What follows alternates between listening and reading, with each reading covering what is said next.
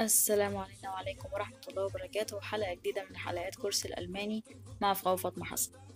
النهاردة بقى هنطبق على الهوبز اللي خدناها المرة اللي فاتت. آخر فيديو كان تقريبا 27، ده هيكون الفيديو 28. هنبدأ بقى نطبق. طيب قبل ما نبدأ أي حاجة عايزين نقول حاجة كده على السريع، إنه الفيديو ده هيكون شوية تقيل، يعني شوية احنا شغالين على اينز اينز انفينج، يعني المستوى الأولاني اهو. اينز يعني الاي 1 او المستوى الاول في الالماني. الفيديو ده الحاجات اللي فيه شوية عالية، فلو انت من الناس اللي هتتحبط سيب الفيديو واطلع بره او اخرج يعني. لو انت من الناس الشغوفة تعرف شكل الاسئلة بتكون ازاي وتطبيق بيكون الاسئلة ازاي، وفكرة بص فاسس داين هوبي فاسس ايه هوبي، الحاجات اللي هي الايه الالف ب الماني دي، مش هي دي الأسئلة اللي احنا بناخدها في الكورسز، ولا هي دي اللي حتى أو الكورس المحترم، يعني الحاجات اللي هي الايه اللي فوق قوي. أو حتى في الامتحانات، يعني الامتحانات ممكن أقول لك يعني سؤال سؤالين ممكن يجوا، ولكن كلغة ألمانية فعلا لغة الشارع، أو إن أنت فعلا تتكلم ألماني بسهولة وتبقى الدنيا بتاعتك لطيفة، الحاجات اللي هتحصل في الفيديو هنا، الفيديو مش الفيديو، هي دي اللي ايه اللي هنتفرج عليها. تمام، شوية احنا مسجلين الفجر، ف يلا بينا، يلا بينا بصوت ولا على رأي عيسى الوزاع. احنا هنفتح الفيديو. انا هنا يعني مش عايزه اقولك مترجمه، انا مبحبش حوارات الترجمه وسبتها والله، ولكن يعني هقولك تذاكر ازاي المانيا، او هقولك تذاكر ازاي من الفيديوز اللي احنا بنستعملها طبعا من ايزي جيب. تمام. حاجه تانية، انا هحطلك الفيديو في الديسكريبشن. لو لا قدر الله اليوتيوب ساعات بيمسح الفيديوز او بيمسح حاجات كده، فلو اتمسح كده كده هتلاقي الايه الفيديو، عشان تبقى حاجتك معاك. تمام. خدنا مقدمة دقيقتين ما شاء الله، لكلكة كتير. يلا بينا نبدأ. طيب انا هحاول قدر المستطاع ان انا اوقف واقول لك الاونترتيتل او السبتايتل ده اللي احنا بنشتغل عليه. يعني انا هنا هرجع تاني اهو سنة صغيرة لورا ونبدأ نشغله.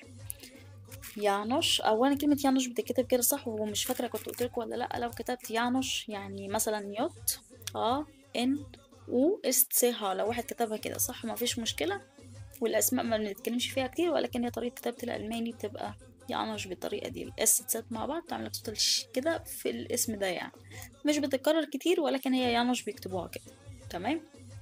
طيب الفيديو اللي فات قلنا هوايتك ايه، فقلت لك لو بصيغة الدو هتبقى فاسس داين هوبي، لو هي هواية واحدة. لو هي هوايات كتير فتبقى was sind deine Hobbys oder Hobbys، beides sind richtig، الاتنين صح. لو بنتكلم على هواية حضرتك ف was ist ihr Hobby، لو هوايات حضرتك ف was sind ihre Hobbys. تقولي ما كتبتش ليه، ولكن ارجع الفيديو اللي فات مش هكتب تاني، احنا يا دوب نحاول قدر المستطاع نخلص بسرعة. تمام. طيب السؤال بقى اللي هما بيسألوه هنا في الشارع، اللي بالك هما في الشارع اهو جايبهم لك، فهي قالت يانوش welche Hobbys hast du eigentlich؟ يعني ايه eigentlich؟ يعني already او بالفعل، او كأني بقول لك يعني بالفلاحي كده، ايه بقى هواياتك اللي انت بتعرف تعملها، او ايه هي هواياتك بقى. عارفين كلمة بقى البنت اللي هي في الشرقية اللي بتتكلم كتير، مش عارفة شرقية ولا لا، بس هي طالعة ترند في في حاجات الطبخ تقريبا، اللي هي كل شوية تقول بقى. اهو هي كلمة بقى eigentlich بالفعل او already او بقى، شوف ترجمة زي ما ترجمها. تمام. لو بالسوري او اخواتنا العرب يعني، وعلى هيك شو بتكون هواياتك، شو بقى ترجمهم براحتكم، لا مفيش مشكلة. تمام. تعالوا نكمل اللي هم هيقولوه.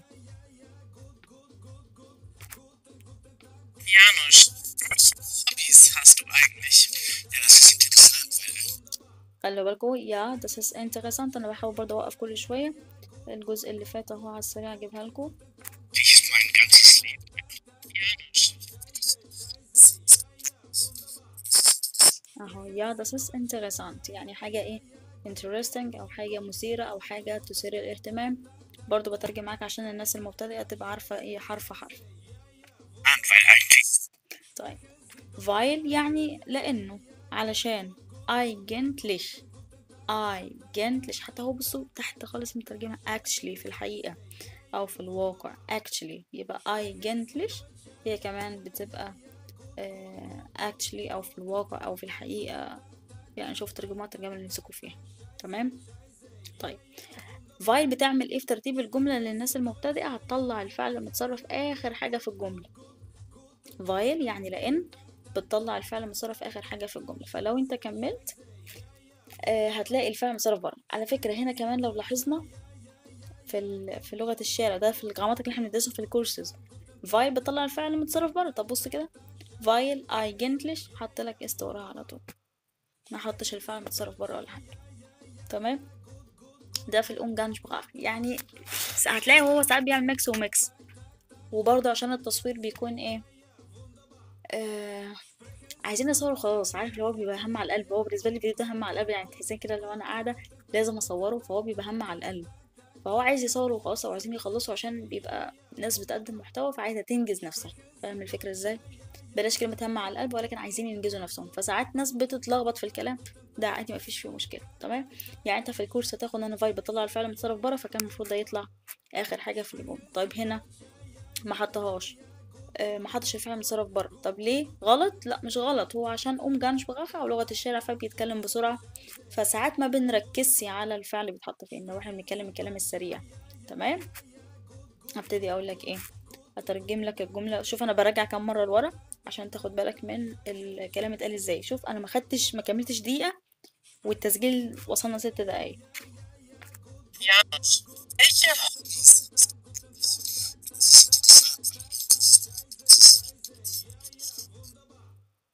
تمام اهو، نرجعها سريع سريع سريع. Janusz, was hast du eigentlich? Ja, das ist interessant. Weil eigentlich ist mein ganzes Leben ein Hobby، عشان حياتي كلها تعتبر هي عبارة عن هواية. فقست ما حطهاش ايه بره. تمام. وده مش غلط ولا حاجة، ولكن انت كواحد رايح امتحان بتطبق الجراماتيك كويس، لان ده بنركز عليه. الامتحان يعتبر رسمي، ما يعتبرش الامجانسبراخه، او ما يعتبرش ان انت تتكلم براحتك. لا، الامتحان امتحان زي اللي بيدرس لغة عربية بيدرس النحو. انت مصري، انت سوري، انت فلسطيني، انت عربي، ايا كانت الجنسية، لما بتدرس لغة عربية وبتروح امتحان اللغة العربية ما بتخربطش او ما بتضيعش او ما بتتوهش او ما بتعكش. شوف الترجمة براحتك في الجرامر بتاعك. هنا نفس الفكرة، ما ينفعش في الامتحان تتكلم بالطريقة دي. ماشي. في الامتحان بنلتزم شوية بالجراماتيك لانه ده الحاجات بنركز عليه. Ist mein ganzes خلي بالك بقى، nur يعني only فقط ab einem gewissen Punkt. ab einem gewissen Punkt. تمام. دي كلها كده تعتبر بوزيشن معين او موقع، او يعني بداية من نقطة معينة او بداية من فترة معينة.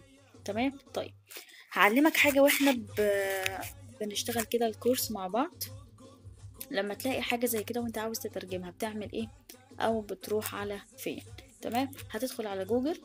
ماشي. لو انت مش منزل تطبيق ريفيرسو، ادي ريفيرسو اهو. تمام.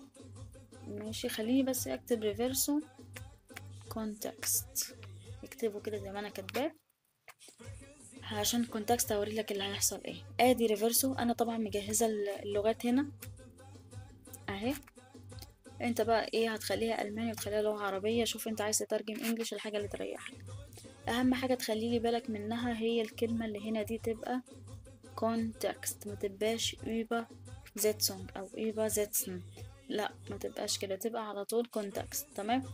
هو مش عارفه ده قالب انجليش ليه، هو كان المفروض الماني بس مش عارفه ايه اللي حصل. بس هو كان المفروض يعني كلمه translation تبقى übersetzung oder übersetzen يعني ترجمه. تمام. وبتاخد كلمه كونتكست. احنا شغالين على الكونتكست ليه؟ عشان يديلك اكتر من ترجمه، يديلك السياق الكلام كله. فاهمين الفكره ازاي؟ لو على الابليكيشن ما بنراعيش الحاجه دي بتبقى الدنيا تمام، ما بيبقاش فيها مشاكل. يعني على الابليكيشن، يعني بص هنا كده الابليكيشن اهو موجود على جوجل بلاي وموجود على الاب ستور، ما فيهوش اي مشاكل. هتلاقي الابليكيشن عادي، مش هتلاقي ولا كونتكست ولا غيره، هو بيجيب لك كل حاجه. لكن على الويب سايت او الموقع على جوجل لازم تكتب كونتكست عشان تطلع الحاجه اللي انت عاوزها. فلو كتبت كده اب einem تمام. حتى هو هيطلع لك الاختيارات بتاعتك اهي. تمام اهي، ادي الاختيار اللي احنا بندور عليه اهو. اختي ماشي. اب اينم جي فيزن بونكت، المفروض الاختيار اهو. مش عارفه مش راضي يظبط ليه بالاختيار بتاعنا. ماشي، المهم انتوا شفتوه يعني. einen gewesen بونكت اهي. هي طلعت في الاختيار، كنت عايزه اعمل لك عليها هايلايت اهي. ماشي. طبعا تصوير الفجر ده بتبقى الدنيا ايه، يا دوب انا قاعده بالعافيه. يبقى دي كده اب einen gewesen بونكت، ادي الترجمه اهي. ماشي، عند نقطة معينة أو عند بداية معينة أو عند مرحلة معينة. كمان في الكونتكست هو بينزل لك بجمل في السياق بتاعك أهو. تبدأ بقى تقرا انت الجمل بتاعتك، عايز أي كلمة هتترجمها هيطلع لك الجمل بتاعتك. لو بتحط كلمة مفردة، مش جملة على بعضها مثلا، أو كلمة لوحدها مثلا. لو أنا حطيت لك كلمة هوند يعني كلب، تمام، أهو هيجيلك الارتكل بتاعك أو الأداة بتاعتك أهي. der Hund. تمام. السماعة هنا عشان تسمع البرونسيشن او الايه الاوسبريشن او النطق بتاع الكلمة. تمام كده. دي الحاجات اللي انا بقولك عليها. اي حاجة بقى هتلاقيها هتدور عليها بنفس الطريقة. خلي بالك انا هشتغل الفيديو هقولك بعض الحاجات، يعني هنمشي سريع، هنشتغل جزء من الفيديو. هقول الفيديو طويل جدا 12 دقيقة، فانا هسيبهولك في الديسكريبشن، انت هتكمل بنفس الطريقة. الحاجة اللي هتلاقيها صعبة هتبدأ ان انت تترجمها بالطريقة دي. لو مش عارف سكرين وبعتها لي على تليجرام، الجروب بتاعنا هتلاقيه برضو متثبت على الشانل او على القناة. تمام. طيب الناس المبتدئة برضو ab einem gewissen Punkt habe ich angefangen يعني بدأت. تمام. طيب انت عندك في الانجليش عندك حاجة اسمها البيرفكت have او has، والباست participle او التصريف الثالث للفعل. عندي في الألماني نفس الجراماتيك ونفس الجرامر بتاعنا، القاعدة بتاعتي نفس الحاجة في الألماني. هتقول لك بدل have or has هتبقى هنا haben oder sein، يا haben يا sein. بلس يعني زائد. هنا عندي بدل الباست participle أو التصريف الثالث للفعل، هنا بيكون partizip 2 أو التصريف الثاني للفعل. تمام. طيب هاخد haben oder sein بناء على ايه؟ هقول لك القاعده هنشرحها قدام، ولكن كل الافعال بتاخد اصلا haben ما عدا مجموعه من الافعال هي اللي بتاخد sein. ادي haben صرفته، ادي الزوبجكت ده الفاعل بتاعي، وبعد كده angefangen ده التصريف التاني للفعل من فعل اسمه anfangen. anfangen يعني يبدأ. تمام. anfangen يعني يبدأ. مش عارفة انت شايف ولا لا، تبقى FANGAN. لو انت اصلا مش عارف الالفابيت فدي مشكلتك مش مشكلتي، هترجع تاني للالفابيت تذاكرها، ما تخشش على الفيديو من غير ما تتابع الكورس بالترتيب. تمام. بالنسبة للبيكتشر الهنتاي كونت او الباك جراوند، الحبة الحلوين اللي هم ما شاء الله حاسين نفسهم ان هم في ديزني لاند، دول هنشيل الصور هنعمل لك عليها ايه، هنشيل الحاجات دي عشان برضو الايه الذنوب والدنيا الجميلة دي. تمام. ولكن انت عايش مع نفسك بقى في الفيديو، فانت اشتغل الماني مالكش دعوه بالحاجات التانية. تمام. طيب نكمل. manche Hobbys meine Arbeit zu nennen. manche يعني بعض حتى هو مترجمها some شوية. Hobbys هوايات، meine Arbeit عملي، zu nennen. تمام. nennen يعني يذكر أو بتطلق اسم، تدي اسم لحاجة معينة. يبقى بعض شغله ممكن نعتبره هواية. يعني أنا بالنسبة لي شغلي في الألماني أنا بعتبره هواية برضه. ما عنديش هوايات كتير، يعني ممكن شوية أغاني، شوية بشرب مش عارف قهوة، حاجات بتاع دي بنعتبرها هوايات. ولكن هو بيقولك إن بعض شغله وهو بيعتبر أو ممكن تقول عليه إن هو إيه هوايته. طب هي هتكمل مع كده.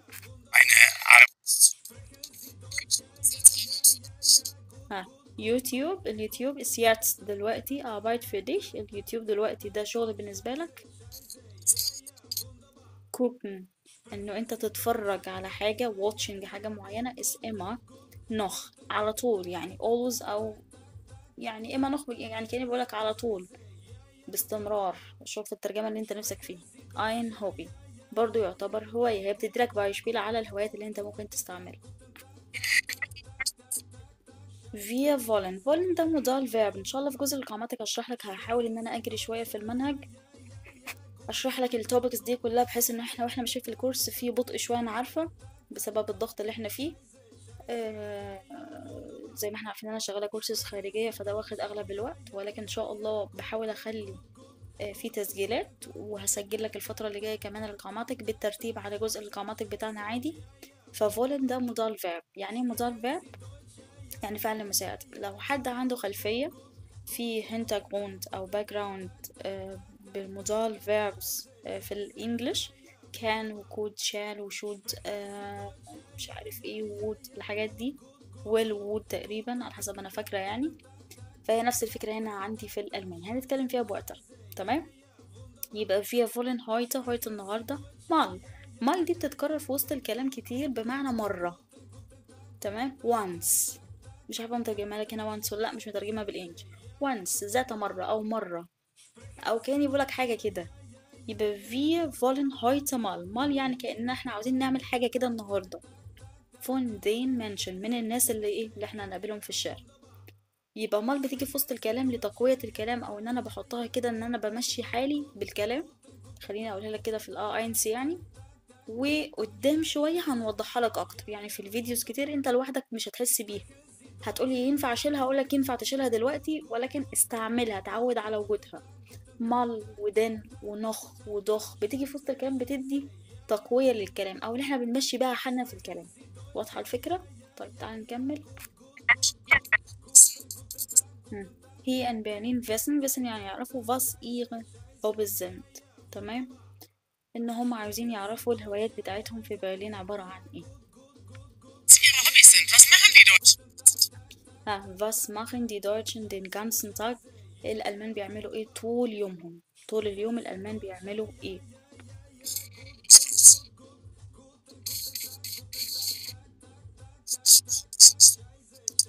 طيب السؤال تاني بيتكرر. welche Hobbys hast du. انا بس هكمل دقيقتين تلاتة وهنقفل. ماشي. في حوارات كتيرة جدا في الفيديو، فانت اينس حاول تتفرج عليه، حاول. ولو انت مستواك اعلى من اينس وبتشوف الفيديو ده لأول مرة، تابع الفيديو، انا هسيب لك الفيديو ده في الديسكريبشن، اتفرج عليه وتابع الأونتاتيت زي ما احنا اشتغلنا عليه بالظبط. استعمل ابلكيشن ريفيرسو حلو جدا، احسن من جوجل ترانزليت، احسن من ارب داكت، احسن من ابلكيشنز تانية كتير. لطيف وكويس وترجمته كويسة والدنيا ماشية فيه كويس. تمام. وتابع الأونتاتيل زي ما احنا شغالين كده. Welche Hobbys hast du? طيب الحاج اللي قال كاينة، لو انت رحت الامتحان واتسألت سؤال مثلا welche Hobbys hast du oder haben sie، ورحت قلت له كاينة، ما شاء الله اطلع من الامتحان من غير ما تبقى متأمل في حاجة. يعني سيبه وامشي، ما تروحش اصلا، يعني حاول ان انت ما تروحش الامتحان. خلي بالك دي لغة شارع، لغة الشارع تختلف عن لغة الامتحان. لغة الامتحان انت رايح تلوك، انت رايح ترغي، انت هتتكلم في حاجات يعني. بص انت قاعد تتكلم لغايه ما هم يسكتوك لك كفايه، لكن ان انت تسكت دي يعني درجات واقعه. امتحان يعني كلام. تمام. في نفس التوبيك او نفس التيمه اللي احنا بنتكلم فيها، ولكن ده في الشارع فبراحته، هو قرفان، هو زهقان، هو مش عاوز يقول، هو حر. تمام. Hast du Hobbys? Ja. Welche sind das? Ich tanze. الهوايات اللي احنا خدناها بقى هنا، الهوايات اللي هيبدأوا يتكلموا عليه. ich tanze gern. السؤال اللي احنا بنتسأله برضو جان ولا جانا، يعني اشيل حرف الايه ولا ما اشيلوش. يعني كلمة جانا مكتوبة كده، طب انا ممكن اخليها جان عادي. والله يا باشا زي الفل، والاتنين صح ومفيش فيها مشاكل وزي الفل اهو. كلمة جان كده صح، كلمة جانا برضو صح، ولا اي حوارات. هيقول لك بقى ناس بتطلع تقول لك اصل مش عارف فرق ايه وبتاع ايه، الاتنين يعتبروا واحد وما تشغلش بالك، والالمان نفسهم بيتكلموا بيها كتير. وانا شفت فيديوز كتير، مرة يقولوا جان ومرة في نفس الفيديو يقول لك جانا، والاتنين مفيش فيهم مشاكل. تمام. Ich spiele Gitarre und ich lese und bastle. اخدت بالك مفيش حد بيقول ماين هوبي است بلا بلا بلا بلا، مش كتير هتتقال يعني في الفيديو ده، ما قالوهاش. فيديوز مثلا كانت للانفينجر للآ اينس قوي، كانوا ماشيين ببطء اكتر. ان شاء الله واحنا ماشيين برضو هحاول اجيبها لك. ماشي، ممكن يقولك ماين هوبي بس مش مستعمل، يعني بنمشي بيها حالنا مع حد ايه، عارف اللي هو كأنك لسه حد بيبي، فبنقول يا رب بس يمشي خطوة خطوة. لكن هي لا، ماين هوبي است بلا بلا بلا، حاول تبعد عنها، حاول تصرف الافعال بتاعتك. تمام. طيب، طريقة تانية للهوايات، فسأل سؤال قال له womit verbringst du dann dein Leben؟ انت بتقضي وقتك بايه؟ womit يعني بواسطة ايه، بواسطة ماذا، بأي شيء. تمام. womit، فو يعني أين لوحدها، ومت يعني مع. أنا عارفة إن أنت اينس لما تسمع حاجة زي كده هتحس إن أنت تهت، لا ما تتوهش، بالراحة. فو هنبدأ نحطها مع بعض البغابوزيسيون أو حروف الجر وتقلب لك المعنى، يعني بإيه، لأجل إيه، علشان إيه، بواسطة إيه، مع إيه، براحتك بقى. هنتكلم فيها كتير بوقتها. وقتها امتى؟ ان شاء الله في البي اينس. طب انت بتديها لي دلوقتي ليه؟ خد خلفيه عنها عشان لو جاتلك في تكست تبقى انت عارف. كل ما تاخد معلومه دلوقتي، تاخد الخبط على راسك من دلوقتي، قدام هتلاقي امورك متحسنه اكتر، هتلاقي ان انت فاهم اكتر، هتلاقي ان ده انا شفتها قبل كده، ايوه دي اللي خدناها في التكست قبل كده، ايوه دي اللي انا شفتها في ايزي شيرمان قبل كده. فهتبدا ان انت ايه، في خلفيه. فاهمين الفكره ازاي؟ فكلمه فومت verbringst du dann اهي كلام من الحاجات او من الكلمات اللي بنحطها في وسط السؤال بتقولي السؤال بتاعك. خدها كده دلوقتي، خدها فكرة تأويل السؤال، بس مش معنى كده انه اي سؤال تحطه، لا، في حاجات كده احنا بنحسها، خليها بالاحساس اكتر لغاية ما نشرح لك الفكرة بتاعتها ان شاء الله قدام برضو على البي اين سبيتسفاي. تمام. يبقى womit verbringst du dann dein Leben؟ لو انت شلت دان دي دلوقتي من السؤال بتاعك ولا هيأثر في حاجة ولا اي حاجة. womit verbringst du dein Leben؟ صح، انت بتقضي حياتك بايه، او بتتسلى في حياتك بايه، او بتقضي حياتك ازاي. فاهمين؟ يعني شوف الترجمة اللي نفسك فيها. انا في حوار الترجمة بسيبك ان انت كل واحد يفهم بالطريقة اللي تريحه، بطريقة التعبير اللي تريحه. تمام. verbringen يعني spend، يقضي. تمام. dein Leben حياتك، هتقضي حياتك ازاي، يعني هتعمل ايه في حياتك، يعني بتعمل ايه في الحياة، بتمشي بيها حالك يعني، بتفرح نفسك في حياتك ازاي، يعني شوفها بالحاجة اللي انت نفسك فيها. تمام. طيب تعالى نشوف هيقول ايه.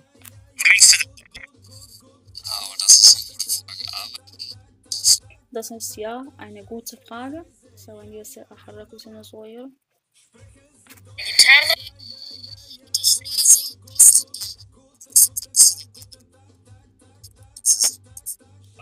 بص انا كنت عايزة اجيب لك على الاختصار بس هو بيجري بسرعة، بس مش عارفة اوقفها.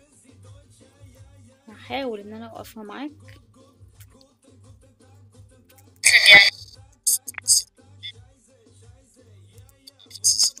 Das ist eine gute Frage. Das ist eine. طيب الأينة اتخطفت بسرعة ليه؟ عشان هو الكلام عمل لينك للكلام، فهو ده الاختصار، بس هو ده الحاجة اللي أنا عايزة أوريها لك، عشان حتى لو شفتها في تكست مكتوب ايميل مثلا بين اتنين صحاب أو حاجة فما تتخضش. Das ist eine gute Frage يعني زي ما هو مترجم لك a good question أو سؤال كويس. تمام. سؤال جيد. طيب تعال نشوف بقى السؤال الجيد ده هيرد عليه ازاي. gute Frage. برضو عايزاك تاخد، عمرك ما هتلاقي في كورس مثلا الا من رحم ربي او في الكتاب في مستوى عالي شوية ممكن تسمع كلمة او تقرا كلمة سوكن. سوكن يعني جيمنج اللعب، ايا كان بقى نوعه ايه، يعني هو محددش، يعني محددش قال مثلا فيديو جيم، قال لعبة معين، لا هو لعبة عادي في العموم. تمام. فبرضو دي من الكلمات اللي احنا بنلاقيها في الأومجانسبراخ أو لغة الشارع. فبرضو معلومة كويسة خدتها النهاردة تستفاد بيها. مش هتستفاد بحاجة زي كده إلا من حياة الألمان زي ما احنا بنعمل كده، تجيب فيديو تبدأ تتفرج عليه من دلوقتي من اينس تشتغل كده. هم. Ja, zocken hört sich اوكي، يعني ماشي زي نقدر نحسبها. aber schon nach einem وهيبتدي ايه، يقولك كلمة هوبي. دي بتعتبرها ان هي هواية، يعني بنمشي حاله وقال ان هي هواية. ماشي. بعد كده عندك اسم كوخن بيعدد لك الهوايات التانية. يا jetzt viel mehr wieder als ein fallen يعني يخطر على البال، يعني انت كنت ناسي وبدأت ان انت ايه. هو تقريبا ده اللي قال كاينن في الاول وبعدين رجع قال حاجات تانية. ماشي. يبقى einfallen اهو، يعني يخطر على البال. طيب انت اينس هيعدي عليك حاجات حلوة كده، حاجات جميلة. اين دي حاجة اسمها ترين باس فيرب، ماشي. البريفكس اللي هنا ده، البادئة دي هفصلها ازاي؟ هصرف الفالن دي زي ما هو مصرفها لك هنا اهو، صرفها على حسب الزوبيكت او على حسب الفاعل، وهحط البادئة اللي بره دي ارميها بره. بس هي دي الفكرة، هو ده الترانبافيربن أو الأفعال المنفصلة. الأفعال التي تنفصل هي أفعال ليها راس، أنا بقولك عليها اسمها راس وجسم. راس وجسم، هفصل الراس وارميها بره بس. البامية، احنا بنحكي بالمصري بنقول بنقمع البامية، في ناس بتقطع الراس بتاعة البامية على طول، فانت اقطع الراس وارميها. هنقطع راس الفعل ونرميها بره. ايه هي البادئة دي هنتكلم فيها بعدين، ماشي. طيب einfallen يعني ايه؟ يعني يخطر على البال، يقع على بالك، حاجة خطرت على بالك مرة واحدة، ماشي. يبقى هو الاسم كوخن يا jetzt fiel mir wieder alles ein، يعني دلوقتي ايه الحاجات عمالة تيجي على بالي اهو، بفتكر اهو، ماشي. دي ترجمة ايه؟ ترجمة مصادر طبعا، ترجم انت الترجمة اللي انت نفسك فيها.